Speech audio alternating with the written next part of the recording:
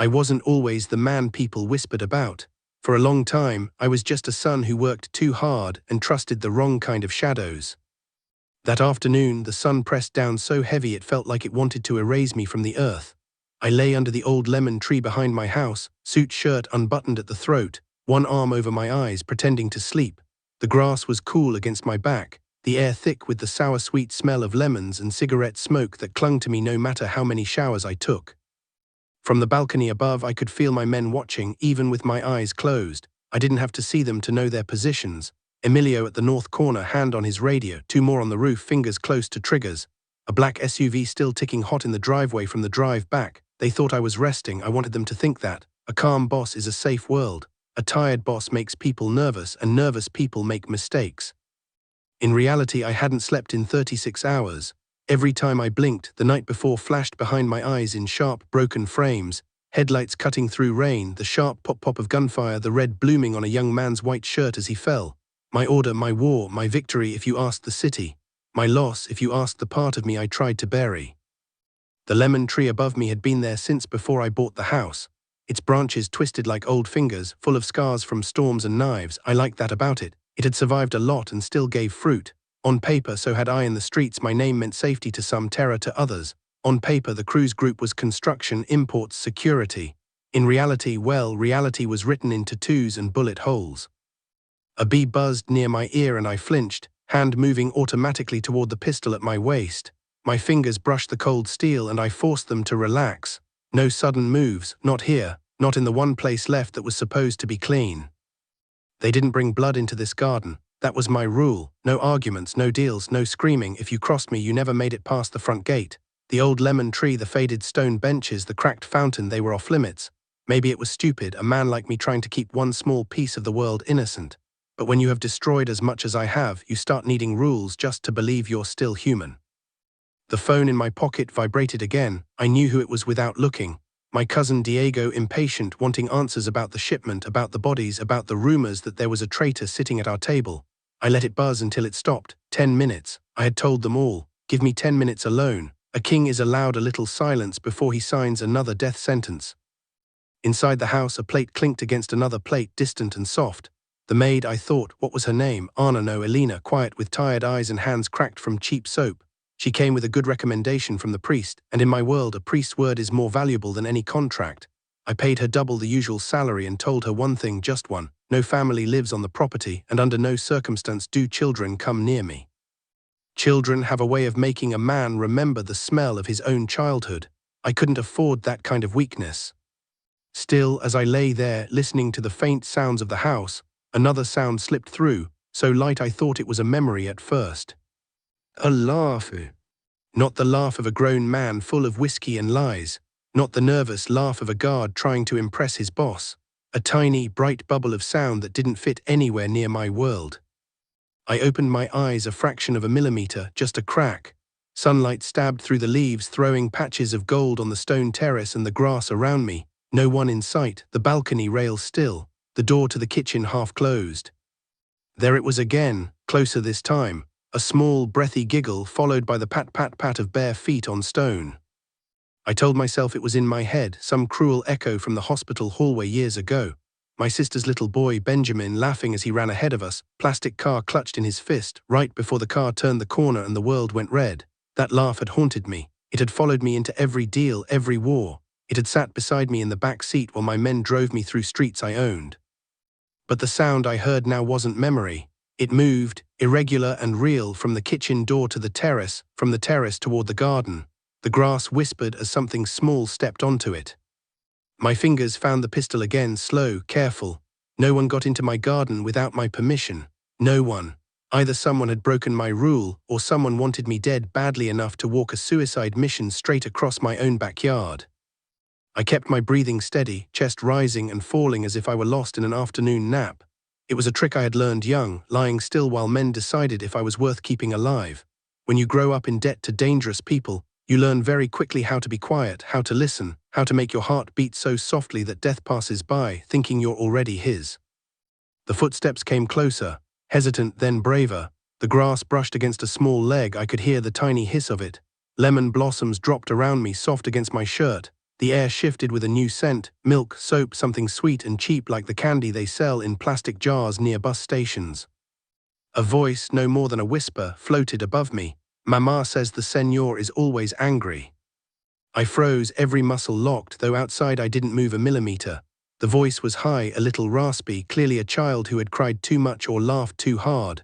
Not a decoy, not an assassin. My mind still refused to trust it. "Lucia," a woman called from far inside, alarmed. "Elena," her voice cracked on the little girl's name. "Lucia, ven aquí ahora mismo." The footsteps paused. I could almost feel the debate happening in that tiny head. Obey the scared mother or satisfy the burning curiosity of a child who has heard stories of a monster living in her house. The grass rustled again, curiosity won. Something small and warm pressed against my shoe. Then there was the soft scratching sound of tiny fingers exploring expensive leather. The weight shifted to my ankle, then my shin, as she used me to balance while she stepped closer. Every instinct I had screamed to sit up, to tell her to go back, to shout at Elena for breaking the only rule that actually meant something to me. But over all that, louder than the rage, was a fear I hadn't felt in years. Not fear of a bullet or a prison cell or a rival. Fear of what would happen if I opened my eyes and saw innocence looking at me like I was a man, not a monster. "Está dormido," she breathed right above my chest now, like Papa in the pictures. That word hit me low and hard. Papa. I had been one of those once. Briefly, before I decided that anyone close to me was another target painted in red, before I pushed everyone away for their own safety and called it selfishness instead of love, because love was a word that got you killed where I came from. Something shifted at my waist. For a moment I thought it was just her leaning, then the familiar weight that lived at the small of my back, so much a part of me that some days I forgot it was there, disappeared. The pistol slid free from my belt with a tiny metallic hiss. My blood turned to ice. I could picture it without seeing it, her small hand wrapped clumsily around the grip, the barrel too heavy, tilting down, her finger searching for something to hold on to. On the balcony, one of my men muttered something into his radio, maybe bored, maybe nervous. If they saw, if anyone shouted, if the little girl startled and squeezed. "Elena," I heard one of the guards say from above, voice suddenly sharp. "La Niña." "SHH," came a tiny whisper from right above my face. "Don't wake him." My heart, that cold machine that had ordered men into fire without trembling, stuttered like it wanted to fall out of my chest. I could feel the metal almost brushing my ribs now, dangling from hands that had probably held nothing heavier than a plastic doll. The man who had signed off on a dozen deaths last night lay perfectly still, pretending to sleep, while a 3-year-old pointed his own gun at his heart. And for the first time in a very, very long time, I wasn't afraid of dying. I was terrified that this little girl would live with my blood on her hands. She shifted her grip and the muzzle bumped against my shirt right over my heart. My skin went cold under the thin cotton. The barrel was angled just a few degrees off center, enough that if the worst happened, the bullet might tear through my ribs instead of my sternum. Small comfort. I knew the weight of that gun like I knew the weight of my own hands. There was no safety on, I never used it at home. Your own house is where you get lazy, where enemies get brave. I had sworn never to be one of those men who died in his underwear with his guard down. And now here I was, flat on the grass, my weapon in the hands of a child who couldn't even tie her own shoes yet. "Lucia," I let her name slip out on a breath, so quiet it was almost thought, not sound. Her body jumped with a tiny start, the muzzle tilting dangerously. I watched the invisible line it drew over my ribs, my throat, the underside of my jaw. My muscles screamed to grab it, to move, to shout. Instead, I did what had kept me alive in rooms full of killers. I moved slower than my fear. "Don't be scared," I whispered, eyes still mostly closed. "It's just me, Pequeña." Her fingers tightened. The metal scraped a button on my shirt.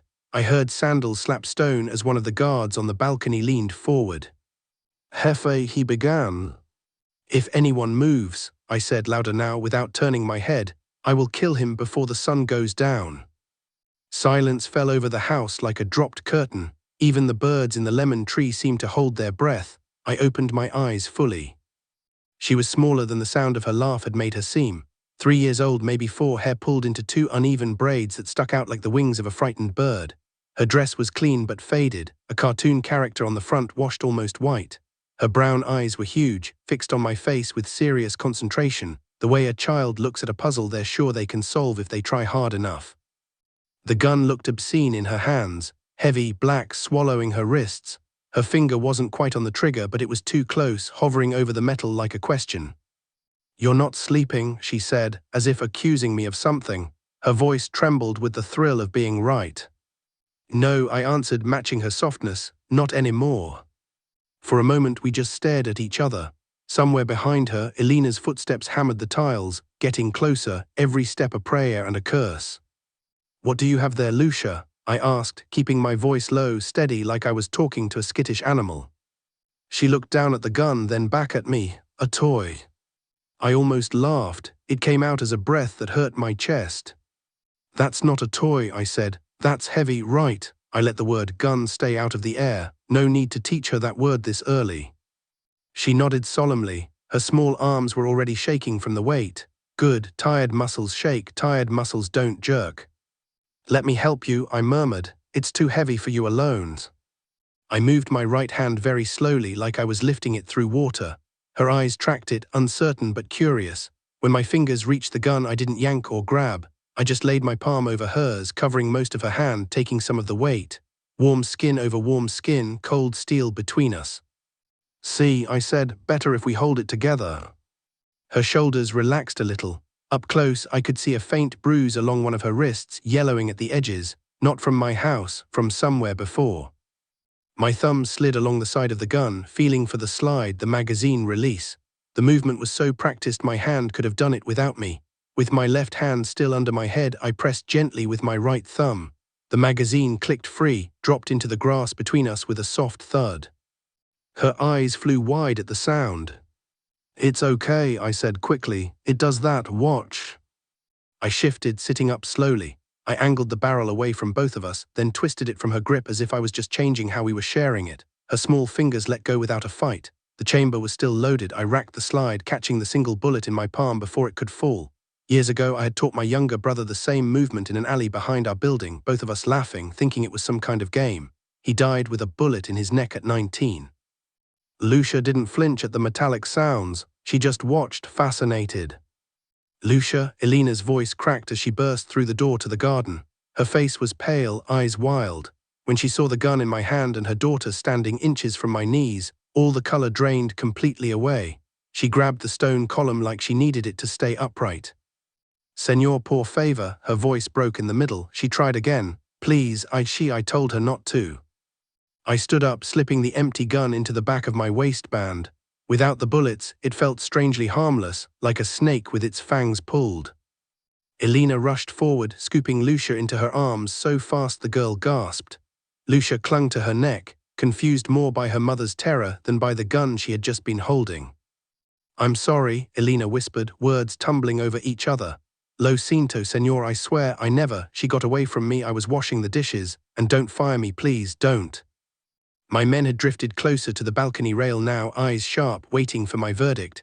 In their world this was simple. There was a rule. The rule was broken. Consequences kept the world from sliding into chaos. If I let this pass, what next? A rival's nephew playing soccer on my lawn, a bomb hidden in a lunchbox.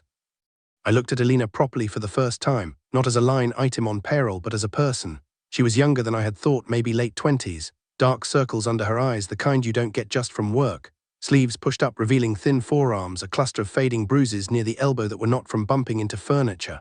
Her hands shook as she held her child, but her chin was lifted. She stood between me and the girl like a shield made of tissue paper and faith. "You knew the rule," I said, keeping my voice flat. "Yes," her fingers tightened around Lucia. The little girl squirmed, sensing danger. "Padre Miguel told me, no children, no family. I had nowhere else to leave her. He said you were a hard man but not cruel." Her eyes flicked up to mine, desperate. "I gambled, señor, with my job, not with her life. I never thought she would." "She almost shot me," I cut in. The words hung in the air, absurd and heavy. Lucia looked at me over her mother's shoulder. "I didn't," she said quietly, offended. "I was careful."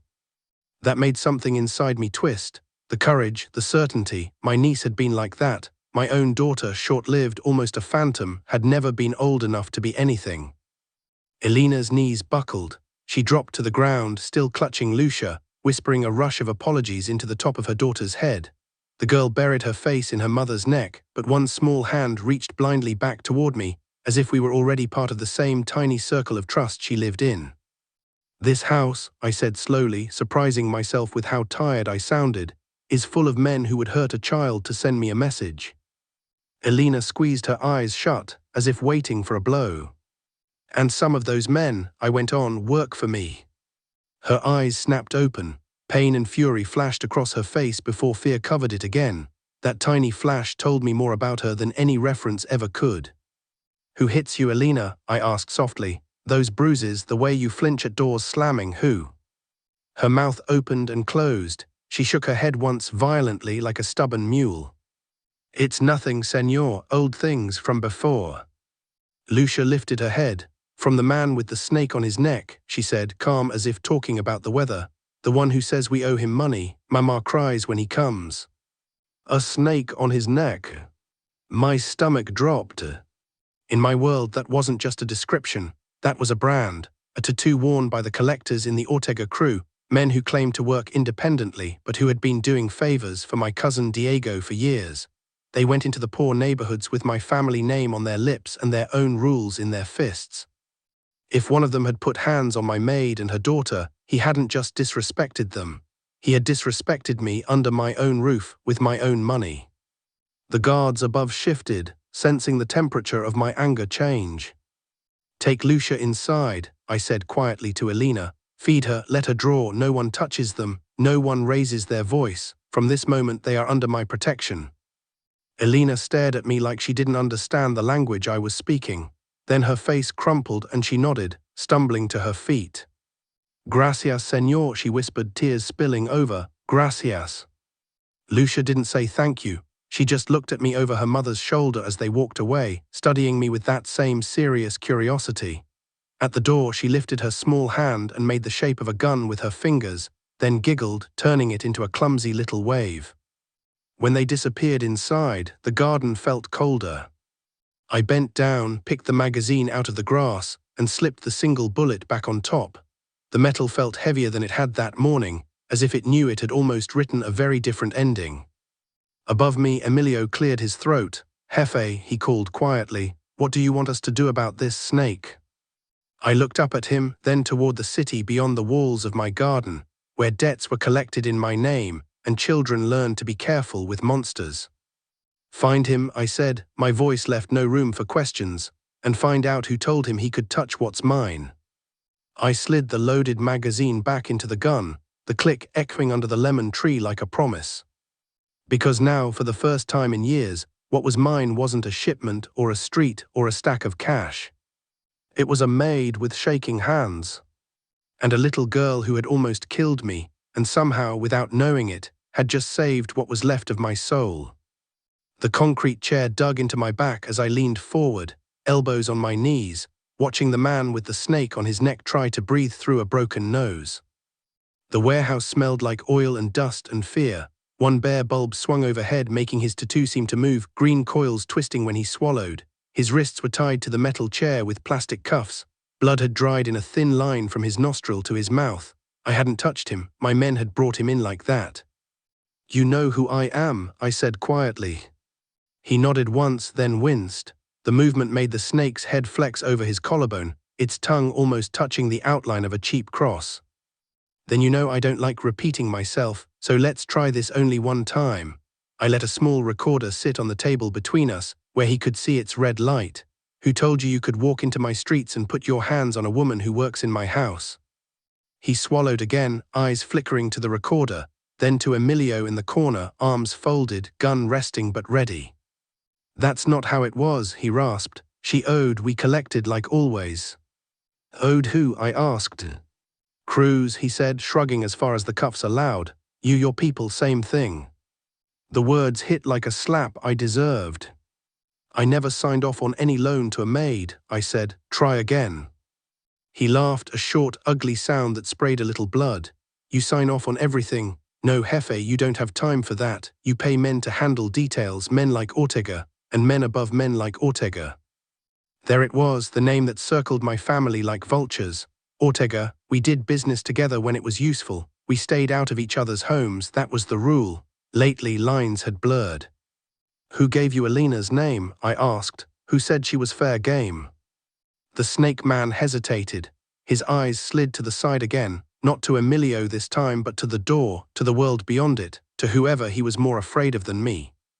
I stood slow, letting the chair scrape the floor. The sound echoed. I walked behind him, laid one hand lightly on his shoulder. The muscle jumped under my palm. "You came into my world with my snake on your neck," I said, voice low. "You used my name to scare a woman who makes my coffee and sings to her daughter while she cleans my floors. You hit her with that name in your mouth. You think the man above you is more dangerous than the man behind you right now." His breathing sped up, sweat gathered at his temples. "It was just work," he muttered. "No personal, she was late, we make examples, that's all, orders from the top." "From Ortega," I pressed. "From above Ortega." I squeezed his shoulder, not hard, just enough to let him feel how easy it would be to snap something important. "Name," I said. He closed his eyes. "Diego," he whispered. "Your cousin said the priest was hiding people, hiding money. Said the maid had debts from her husband. Said if we squeezed her, the priest would pay, and if the priest pays, he stays quiet." "Padre Miguel." I saw the old man's face flash in my mind, his tired eyes the day he had asked me to give Alina the job. "She has suffered enough, Hijo," he had said. "Do this and I will pray twice as hard for your soul."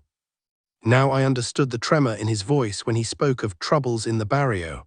My own blood had been using my partners to bleed the church, using widows and children as leverage. I let go of the snake man and walked back around to face him. Something inside me had gone very still. "You're lying," I said, more out of habit than belief. He shook his head. "I got the call myself. You've been distracted, Jefe, war with the Salgueros, new contracts. Somebody had to keep the cash flowing, that's what he said."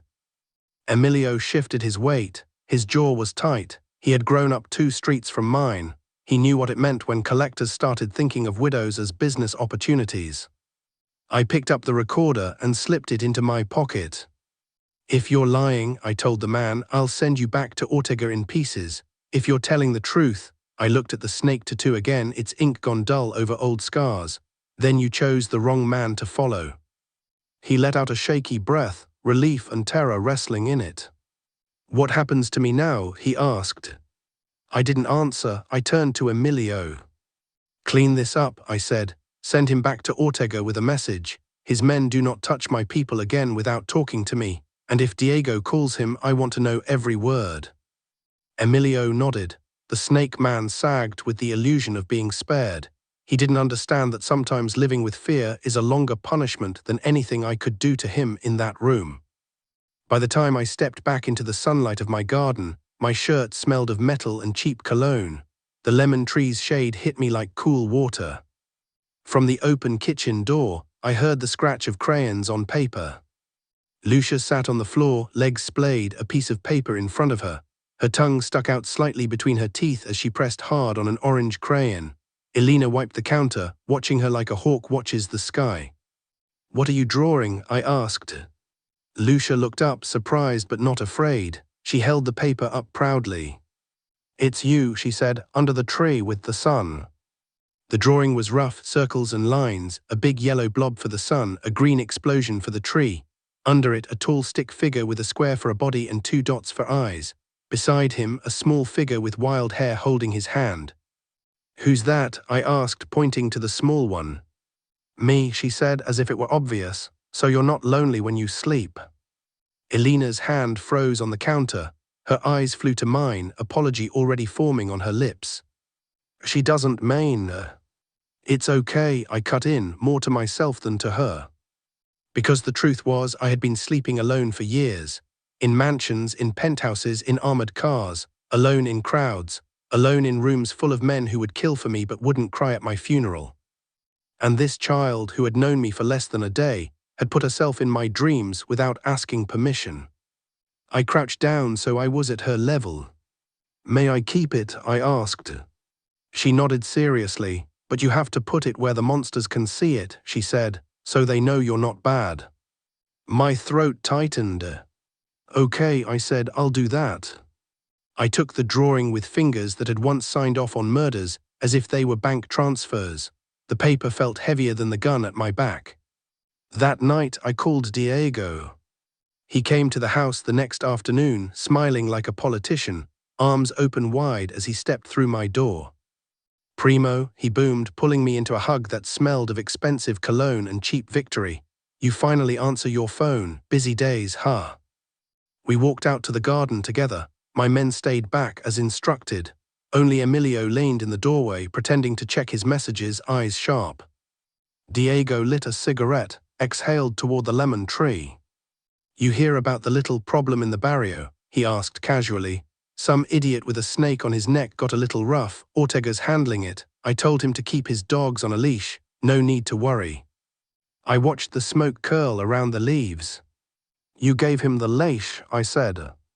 He chuckled. "We're family. We all eat from the same table. Sometimes you gotta let the smaller dogs scrap for bones. Why, did my boy scare your maid? I'll send her flowers." He laughed at his own joke. I took the recorder from my pocket and clicked play. His own collector's voice filled the quiet garden, tinny but clear. "Orders from the top, from above Ortega. Diego, your cousin." The color drained from Diego's face, then flooded back in a hot red. "That proves nothing," he snapped. "You torture man, he'll say the Pope gave him orders if you ask right." "I didn't torture him," I said. "Maybe that's why I believe him." He took a step closer, lowering his voice. "Listen to me," he hissed. "You're getting soft. Since when do we cry over maids, over priests? They use your name, they hide behind it, Since they started beating women with my name on their mouths," I interrupted. "Since a child walked into my garden and almost killed me with my own gun because I was too tired to notice my house wasn't clean anymore." For a moment, something like real concern flickered in his eyes. "She what?" "Doesn't matter," I said. "What matters is this: you used my reputation to run your own business. You touched the church I pay to keep clean. You hurt a woman under my roof, and you thought I was too blind or too busy to notice." He threw his cigarette to the grass and crushed it.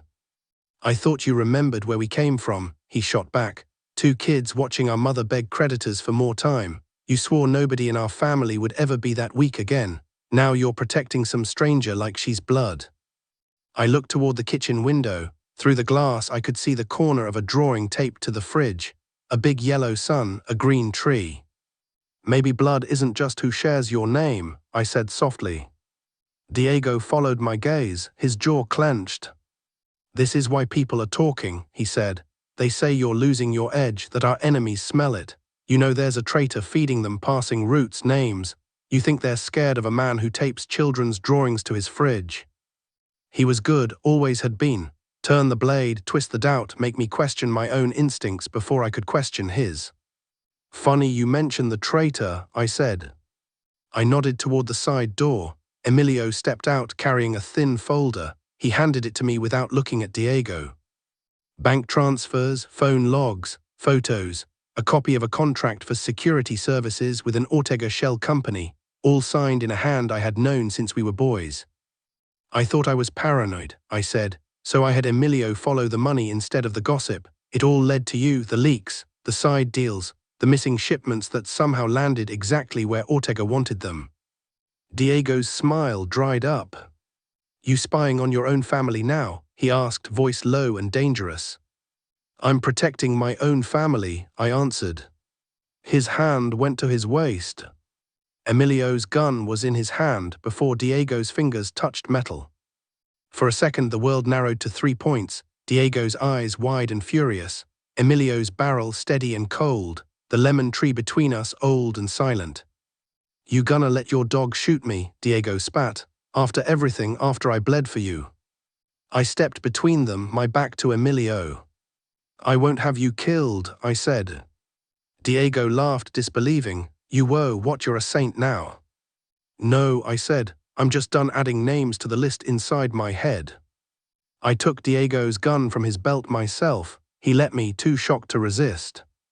"You're out," I said. "From today you don't use our name, you don't touch our streets, you don't speak to Ortega or any of our people. You have money in offshore accounts, I won't take it. Live like a king somewhere far from here. But if you set one foot back in my city, even for a funeral," I let the sentence hang. His face twisted. "You think you can clean this up?" he scoffed. You think saying I'm done makes the blood disappear, the cops, the judges, the politicians, you own them because of me, because I did what you were too soft to do. Without me you lose everything. I thought of Lucia's drawing, of Elena's bruises, of Padre Miguel's tired prayers. Then I lose everything, I said, better that than lose what little is left of me. For a heartbeat I thought he might lunge, might grab my throat, might scream every secret we shared since childhood. Instead, he spat at my feet. You're already dead, he said quietly, you just don't know it yet. He walked out of my garden without looking back. He was wrong. I knew exactly how dead I had been for a long time. What I didn't know, standing there under the lemon tree with guns still warm and the air still thick with old ghosts, was how to live any other way. It took months. Cutting ties, closing routes, turning real businesses into truly clean ones, letting go of men who couldn't understand why the rules had changed, sitting in back rooms with judges and telling them no more envelopes would arrive, watching power leak out of my fingers like water and not grabbing for it. People said I'd lost my mind, enemies circled, some moved in, a few died when they tried to test the old lion and found some of his teeth still sharp, but slowly the roar around my name faded to a dull murmur. The day the last shipment left my docks without any hidden cargo, I stood by the water until the sun went down. My phone buzzed 100 times, I didn't look at it. When I came home late, the house was quiet. No extra guards, no meetings, no maps spread on the dining table, just the tick of an old clock and the soft hum of the fridge. Lucia was asleep on the couch, a book open on her chest.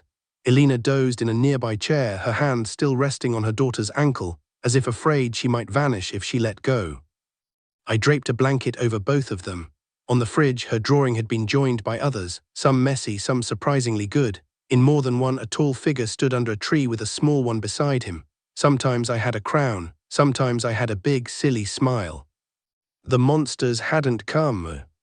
Or maybe they had, and found nothing left to eat. Years later, when people asked what made me change, they expected stories about prison or betrayal or some near-death experience in a dark alley. I never told them the truth, that the most dangerous moment of my life happened in my own garden in the middle of the day, with sunlight on my face and a 3-year-old pointing a loaded gun at my heart. Because that was the moment I realized my heart was still there. Now when I lie under a lemon tree, the grass cool under my back, the smell of fruit thick in the air, I don't pretend to sleep to escape my world. I close my eyes and listen to Lucia's laughter in the branches above me, to Elena humming in the kitchen, to the quiet. The guards are gone, the SUV in the driveway is just a car now. The only thing at my waist is a belt holding up worn jeans. Sometimes, in the half-dream between waking and sleep, I feel a small weight crawl onto my chest. Tio, Lucia whispers, she refuses to call me anything else. Are you sleeping? Maybe, I murmur, maybe not. She giggles and presses a piece of paper into my hand. It's a new one, she says. This time you're not under the tree, you're holding it up. I open my eyes and look at the drawing, a stick figure with big arms lifting a green cloud, the sun smiling down. Why am I holding the tree? I ask. So it doesn't fall, she says simply, because you're strong. I am not a good man, I know what I've done, the city still carries my scars. But under this tree, with this child climbing over me and her mother washing dishes inside a house that has finally become a home, I am trying, every day, to be less of a monster. In the end, the world didn't kill me when I got soft. A little girl did something much worse. She made me want to live.